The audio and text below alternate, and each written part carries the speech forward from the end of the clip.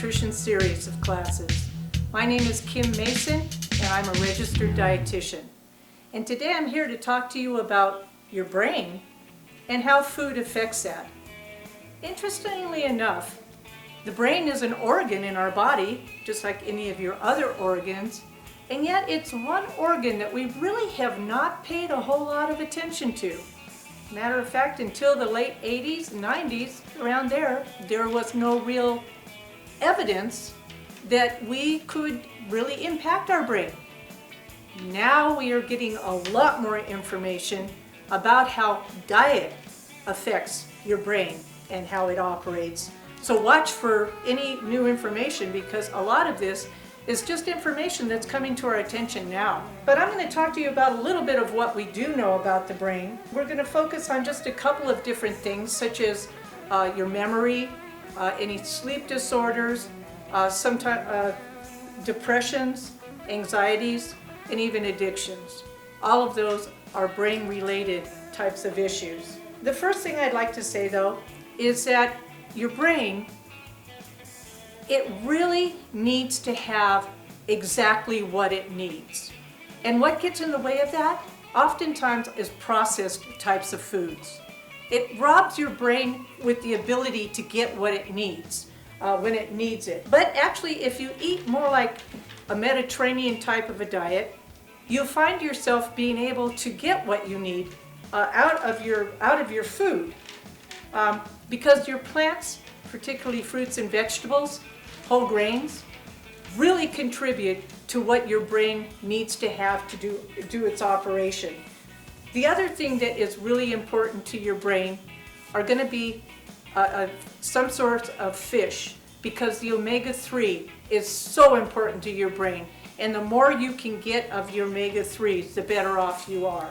When you're looking at it, why are we saying that things like fruits and vegetables are so important in a diet to enhance your brain? Well, part of it is because of the antioxidants that they have. There's a process that's called AGE, believe it or not, AGE, in your brain that it's its own set of little blood clot occlusions that make it tough for you to be able to remember, to be able to translate things quickly. These are all can be almost minimized by the amount of antioxidants you get into your diet. Thus, they really encourage a lot in the way of your green leafy vegetables like kale, spinach, things like broccoli, peppers, even carrots. These are the kind of vegetables that help to eliminate the radicals that cause the plaque in your brain. So that's why it's so important to get a healthy amount of these. Another thing is the amount of sugar that you have in your diet is a real contributor to what happens to your brain. You really want to minimize as much as you can in the way of added sugar, and get your sugars in a complex form. Again, that's going to be your whole grains. The more you can get of a whole grain, the better your carbohydrate will be operating in your brain. Your brain has a real need for carbohydrate, but what it doesn't need to have, and the effect you get from an added sugar, is when that carbohydrate or the sugar in your blood goes directly to the brain in the form of sugar. It happens all at once and then it goes away. And what happens is it just fatigues your brain. And essentially, if you were to get a complex source, you get the same amount of sugar into the brain over a longer period of time. So you don't have that feeling of fatigue. So that's a really important thing. Other things that interestingly enough help your brain are eggs.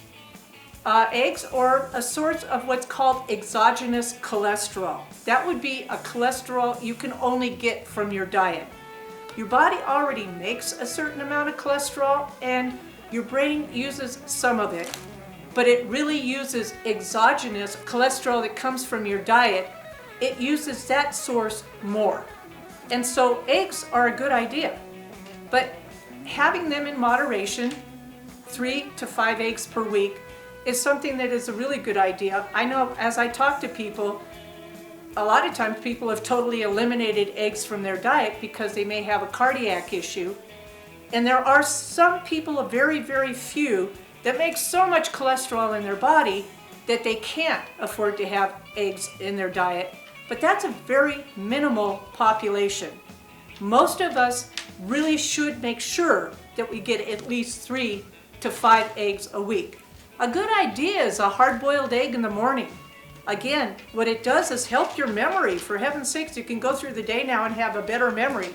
What's wrong with that? That would be a good idea. The other thing is omega-3. Omega-3 is a very important substrate to your brain. It is one of the fats that actually competes for getting into your brain.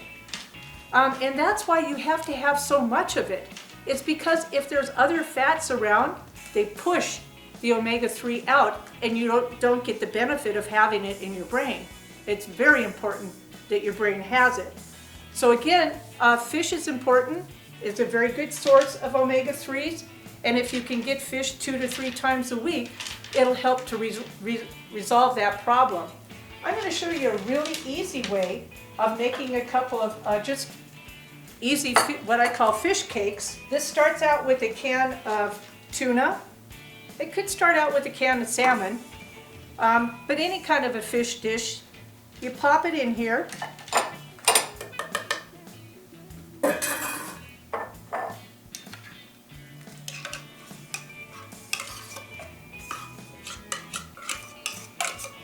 This is a pretty big can of tuna, so I am going to add to this 2 eggs.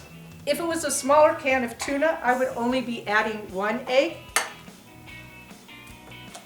Kind of stir it up a little. Then I'm going to add some panko. Panko is like a breadcrumb, and it's a good binder for this dish. It allows that, we're going to make these into a patty, so we want to see that we have something that holds everything together, and the panko would help do that. It's about a 1/2 cup to a cup. Again, it's going to depend upon how big your can of tuna or salmon, how big those are. That was about a 1/2 cup. I'm looking at it and thinking we're going to add a little bit more.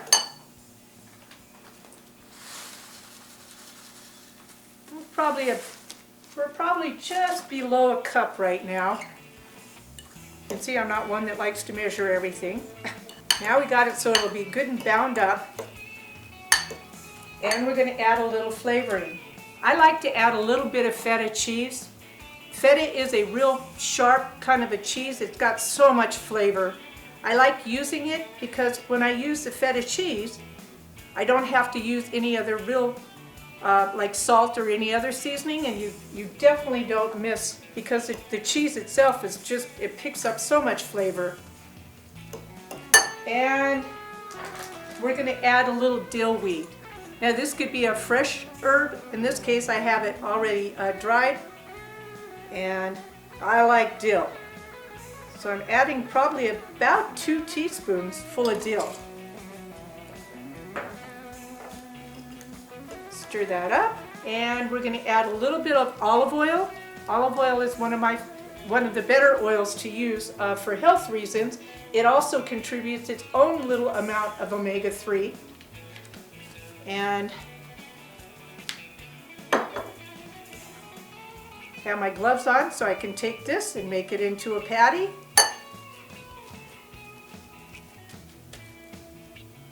Pop it on there. And it takes about a minute to cook. It hardly takes any time at all.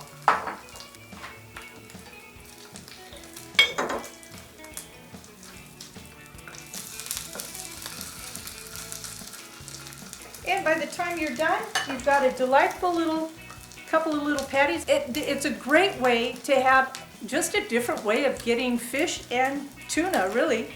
Instead of putting it on a sandwich, now you have it in a patty. Kids love this, by the way, so I'm going to say it's a really flavorful, even a kid food, not too fishy at all.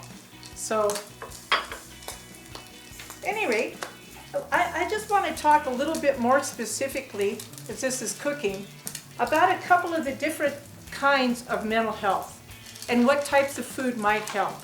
The first would be memory. We all tend to lose memory over time anyway, but really there are things you can do to help keep your memory peaked. Some of the things that we find would be maintaining a blood sugar.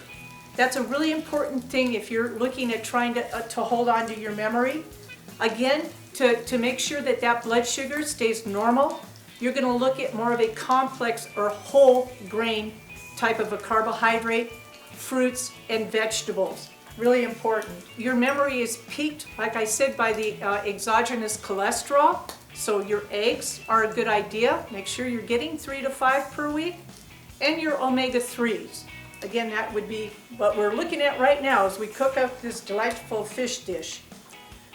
Depression is another thing that your brain suffers from.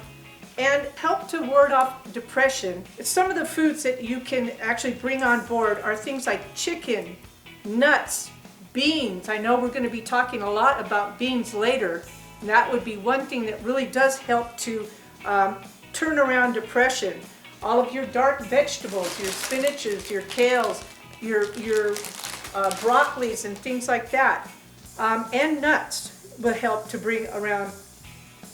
So essentially what you're looking for are a little bit more in some of the minor minerals like magnesium, selenium, and zinc, all of which really help people with depression. Sleep, if you have an issue sleeping, whole grains again are a good way to go. Even beans like lentils and nuts added to your whole grains. Benefits that you can use towards making it easier to sleep would be trying to get on some whole grains, complex carbohydrates, and protein about 1 to 2 hours before you go to sleep. This combination, and particularly the minimal amount of protein and carbohydrate together, allows you to transfer some of your neurotransmitters into the right kind of sleep-inducing transmitters, and that's really important. Addictions, usually it's a real balance between sugars, blood sugars, malnutrition. So trying to, again, make sure that you stay away from added sugars. Try to get as much complex carbohydrates on board as you can.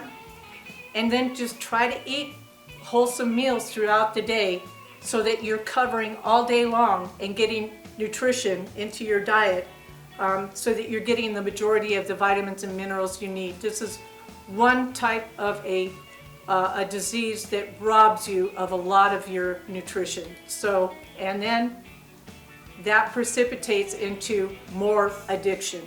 So we don't want to go down that road. Let's avoid it and keep as much good nutrition on board as you can. Thank you. Eat well and be well. Thank you.